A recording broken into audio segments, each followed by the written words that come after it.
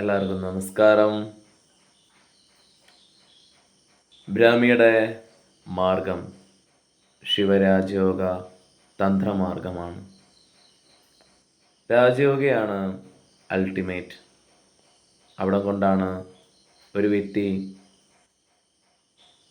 മോക്ഷം എന്ന് പറയുന്ന അൾട്ടിമേറ്റ് ആയിട്ടുള്ള ലക്ഷ്യം നേടിയെടുക്കുന്നത്. എന്നാൽ അതിനെ ക്രമീകരിക്കാനായിട്ടാണ് തന്ത്രമാർഗം.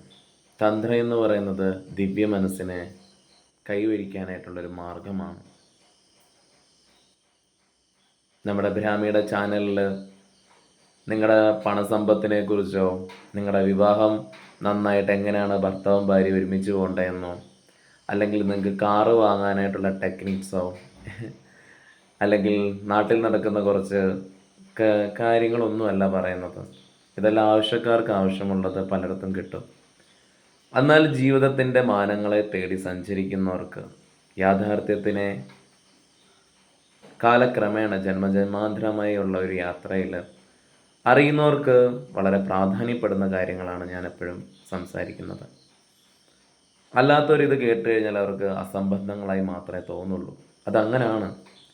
നമുക്ക് ആകെ അറിയാവുന്നത് ശരീരവും മനസ്സും അതിൻ്റെ അപ്പുറത്തുള്ള ഈ വികാരങ്ങളെയാണ്. എന്നാൽ ഞാൻ സംസാരിക്കുന്നത് സ്പിരിച്വൽ എനർജിയെക്കുറിച്ചാണ്. മെൻ്റലിയും ഫിസിക്കലിയും ഇമോഷണലിയും കടന്നു പോകുന്ന ഒരു വ്യക്തിക്ക് ഈ തലത്തിനെ അറിയാൻ സാധിക്കില്ല. അവരെ സംബന്ധിച്ചുകൊണ്ടുള്ള എനർജി ആകെ മെൻ്റൽ എനർജിയാണ്. കഴിക്കുമ്പോഴും കുടിക്കുമ്പോഴും ഉറങ്ങുമ്പോഴും എന്തെങ്കിലും കിട്ടുമ്പോഴും അനുഭവിക്കുന്ന സുഖമല്ലാതെ ഇതിൻ്റെ അപ്പുറത്തൊന്നിനെ അറിഞ്ഞിട്ടില്ല. അതിൻ്റെ അപ്പുറത്തെ ഒന്നിനെ അറിയാൻ ശ്രമിക്കുമ്പം പഞ്ചേന്ദ്രിയങ്ങളെല്ലാം അടങ്ങിയിരിക്കുന്ന സമയത്ത്, അതിനെല്ലാം പിന്നോട്ട് വലിക്കുന്ന സമയത്ത് ഇതിൻ്റെ അപ്പുറത്തെ ഒരു തലത്തെ സ്പിരിച്വൽ എനർജി എന്താണെന്ന് അനുഭവിക്കാൻ സാധിക്കും. അതിനെ അർത്ഥമാക്കുന്നത് ശിവമയമായിട്ടാണ്. ശിവനാകുന്ന അമയമായി ചേരാനായിട്ടാണ്. ശിവനെ അറിയാൻ ശ്രമിച്ചവരെല്ലാം തന്നെ അതുമായി അലിഞ്ഞു ചേർന്നിട്ടേ ഉള്ളൂ. പരിധി കൂടുതൽ സ്പിരിച്വൽ എനർജി എന്ന് പറയുമ്പോഴാണ് മുക്തി എന്ന് പറയുന്നത് എല്ലാ ജീവനിലും സംഭവിക്കുന്നത്. സൃഷ്ടിയുടെ അടിസ്ഥാന പ്രക്രിയ ഇങ്ങനെയാണ്. എല്ലാ ജീവനും യാത്ര ചെയ്യുന്നത് സ്വയമേ നമ്മൾ എന്താണ് സുഖത്തിനുപരി തന്നെ പരമാനന്ദം എന്നുള്ളത് കണ്ടെത്താനാണ്. അതൊരു ശൂന്യതയാണ്, അതൊരു പരമാനന്ദമാണ്. ഇതിനെ അനുഭവിച്ചറിയാനായിട്ടുള്ള യാത്രയാണ്. എന്നാൽ ഇതിനെല്ലാം തന്നെ സഹായിക്കുന്നത് സ്പിരിച്വൽ എനർജീസാണ്. അതിന് ധ്യാനം. ആ ധ്യാനം എന്ന് വെച്ച് കഴിഞ്ഞാൽ വെറുതെ കണ്ണുകളടച്ചിട്ട് ചിന്തകളെ നിരീക്ഷിക്കുന്ന ഒന്നല്ല. ധ്യാനം അതൊരു ഉയർന്ന ക്രമീകരണമാണ്, അതൊരു അനുഗ്രഹമാണ്. അതിന് കുറേ കൃപാസ്പർശനങ്ങളിലൂടെയും ഗുരുകൃപയോടും ദീക്ഷയിലൂടെയും എല്ലാ ക്രമീകരണത്തിലൂടെയും കടന്നുപോയാൽ മാത്രമാണ് നമുക്ക് സജീവമായിട്ടുള്ള സ്പിരിച്വൽ എനർജി എന്താണെന്ന് എക്സ്പീരിയൻസ് ചെയ്യാൻ സാധിക്കുള്ളൂ. അതിലൂടെ ധാരണയുള്ളൂ. ഞാൻ ആരാന്നുള്ള ബോധത്തിൽ. അല്ലെങ്കിൽ സ്പിരിച്വൽ എനർജി വേണം. ആദ്യം വേണ്ടത് എനർജിയാണ്. നമ്മുടെ മനുഷ്യ ശരീരത്തിൽ 6 ചക്രങ്ങളുണ്ട്. ഈ 6 ചക്രങ്ങളും പല തലങ്ങളെ ഫിസിക്കൽ ഡയമെൻഷനുപരി തന്നെ വല്ലാത്തുള്ള നോൺ ഫിസിക്കൽ ഡയമെൻഷനുമായിട്ട് വളരെ ബന്ധപ്പെട്ടിരിക്കുന്നു. സൃഷ്ടിയുടെ ഓരോ അംശങ്ങളായിട്ട് നമ്മൾ ബന്ധപ്പെട്ടിരിക്കുന്നു. ഈ മനസ്സിനും വികാരങ്ങൾക്കും ശരീരത്തിനപ്പുറത്തേക്കുള്ള പലതുമായി നമ്മൾ ബന്ധപ്പെട്ടിരിക്കുന്നു. അതിനെ അനുഭവിച്ചാൽ മാത്രമേ നമുക്ക് ധാരണയുണ്ടാവുള്ളൂ. ധാരണയിൽ തിരിച്ചറിവുണ്ടാവും. ബുദ്ധി ദിവ്യ ബുദ്ധിയായിരിക്കും. അവിടെ എല്ലാത്തിനെയും വിലയിരുത്താനായിട്ടുള്ള ഒരു ക്രമീകരണം സംഭവിക്കും. അതിലൂടെയാണ് ഒരു വ്യക്തിക്ക് മുക്തി എന്ന് പറയുന്ന പദം എത്തുന്നത്. എല്ലാ ഗ്രന്ഥങ്ങളും എല്ലാ മതങ്ങളും എല്ലാ പുരാണങ്ങളും ഇതിനെയാണ് വർണ്ണിച്ചിരിക്കുന്നത്. എന്നാൽ ജീവിതം നമ്മളെയും ആ ഒരു മിസ്റ്റിസിസത്തിലേക്ക് കടത്തിവിട്ടിട്ടുണ്ട്.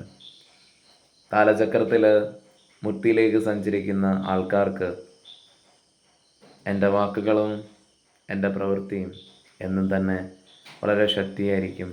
നിങ്ങളെ കൂടുതൽ ബലപ്പെടുത്തും. നിങ്ങൾ എന്നിലൂടെയും അറിയുന്നത് ആ ഒരു ശിവനെയാണ്. നിങ്ങളിലിരിക്കുന്നതും ആ ശിവനാണ്. ഞാനൊരു കാരണം മാത്രം ഈ വാക്കുകൾ കൊണ്ട് പറയുന്നത്. എന്നാൽ നിങ്ങളെല്ലാം തന്നെ തിരിച്ചറിയുന്നത് അതിനെയാണ്. ഗുരു ഒരു വാതിലാണ് നിങ്ങൾക്ക് കയറിപ്പോകാനായിട്ടുള്ളത്. ആ ഒരു അടിസ്ഥാനമാണ് നിങ്ങൾ മനസ്സിലാക്കുന്നത്. കയറിയ ഒരാൾക്കേ തിരിച്ചു പോകാനായിട്ടുള്ള വഴി അറിയുള്ളൂ. അതിൻ്റെ ഏറ്റവും ഉന്നത അവസ്ഥയിൽ എത്തിയിട്ട് എന്നാലത് പോകുന്നവർ അതിൻ്റെ പ്രാധാന്യം, ആ സീക്കിങ് എന്ന് പറയുന്നത് വളരെ ഡിഫിക്കൽട്ടാണ്. ആത്മീയയാത്ര അത്ര നിസ്സാരമല്ല. അത് വളരെ ഒരു കഠിനമേറിയ ഒന്നാണ്. അവിടെ എത്രത്തോളം എളുപ്പമാക്കി തരാമോ അതിനുള്ള മാർഗങ്ങളും അതിനുള്ള ക്രമീകരണങ്ങളുമാണ് ബ്രാഹ്മി സാധനയിലും ഞാൻ എപ്പോഴും എൻ്റെ വാക്കിലൂടെ നൽകുന്നത്. എന്നെ സംബന്ധിച്ച് നോക്കുമ്പോൾ മെറ്റീരിയലി കോൺഷ്യസ് ആയിട്ടുള്ളൊരു കാര്യങ്ങളും ഇപ്പോൾ എന്നിൽ നിന്ന് കുറച്ച് അകലെയാണ്. ഞാനതിൽ പറയാനായിട്ട് എനിക്ക് തോന്നാറുമില്ല. അതിൻ്റെ അപ്പുറത്തെ നമ്മൾ തൊട്ട് കഴിയുമ്പം ഇതൊക്കെ നിസ്സാരമായി തോന്നും. ഈ മെറ്റീരിയൽ വേൾഡും ഇവിടുത്തെ കാര്യങ്ങളുമൊക്കെ തന്നെ. ഭാര്യയും ഭർത്താവും തല്ലുണ്ടാക്കുന്നതും അല്ലെങ്കിൽ വേറെ കാര്യങ്ങളെക്കുറിച്ചൊന്നും സംസാരിക്കാനായിട്ടുണ്ടാവില്ല. ഇത് മനസ്സിൻ്റെ തലമല്ല, അതിൻ്റെ അപ്പുറത്തേക്കുള്ളൊരു മാനമാണ്. അവിടെ തൊട്ട് കഴിയുമ്പം ഈ ഭൗതിക ജീവിതം ഒന്നുമില്ലാതായി തോന്നും. ജീവൻ വേറെ വലിയൊരു സാധ്യതയുള്ള ഒന്നാണ് തിരിച്ചറിയും. അതാണ് ഈ ധ്യാനം, ധാരണ, സമാധി എന്നൊക്കെ പറയുന്നത്. ഇതിന് സഹായിക്കുന്നതാണ് ആത്മീയ ഊർജം. അതിനാൽ ശരീരവും മനസ്സും ഈ വികാരങ്ങളും അല്ല നിങ്ങൾ, അതിൻ്റെ അപ്പുറത്തേക്കുള്ള ഒരു തലമാണ്. അതിനെ അനുഭവിച്ചറിയാൻ കൃപാസ്പർശനങ്ങളാണ് ഓരോ സാധന മാർഗങ്ങളും ഓരോ വിദ്യകളും. എല്ലാവർക്കും നമസ്കാരം.